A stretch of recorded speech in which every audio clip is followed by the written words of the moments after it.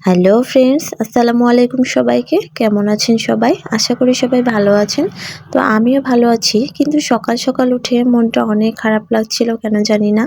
আর কেমন যেন আলসেমিও লাগছিল। তো ভাবলাম যে একটু আম মাখানো খাই, তাহলে মনে হয় ভালো লাগবে। তো এবার আমাদের নিজেদের কাছে তেমন একটা আম আসে নাই। তো আর কি করা, মানুষের গাছে আম চুরি করে মাখিয়ে খেতে হবে, এছাড়া তো আর কোনো উপায় নেই।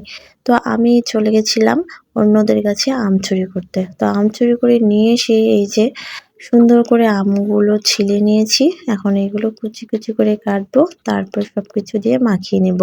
তো আমি ভাবলাম যে আম মাখানো আমি তো একাই খাবো, কিন্তু আপনাদের সাথেও একটু ভিডিও করে শেয়ার করি। আর কিছু না হোক, আপনাদের জিভে জল আসলেই হবে। তো আমগুলো আমি কুচি কুচি করে কেটে নিয়েছি। এখন আমি এগুলো মাখিয়ে ফেলবো ঝাল ঝাল করে।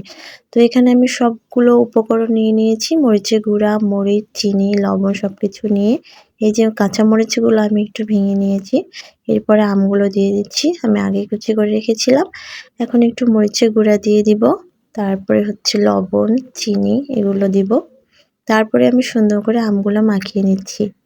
আসলে আম মাখানোটা কিন্তু একটা আর্ট, এটা কিন্তু সবাই পারে না। তো এই যে দেখুন, আম মাখানো কিন্তু শেষ। আমগুলো কিন্তু ভীষণ সুন্দর লাগছে দেখতে, আর খেতে কিন্তু ভীষণ মজা হয়েছিল। দুপুরবেলা গোসলের আগে আম মাখানো খাওয়ার মজাই কিন্তু আলাদা, খেতে কিন্তু দারুণ লাগছিল। আর আমার মনটাও কিন্তু ভালো হয়ে গেছিল। আর আম মাখানো শেষে এই যে আমের রসটা কি যে ভীষণ মজা হয়েছিল তা আর কি বলবো।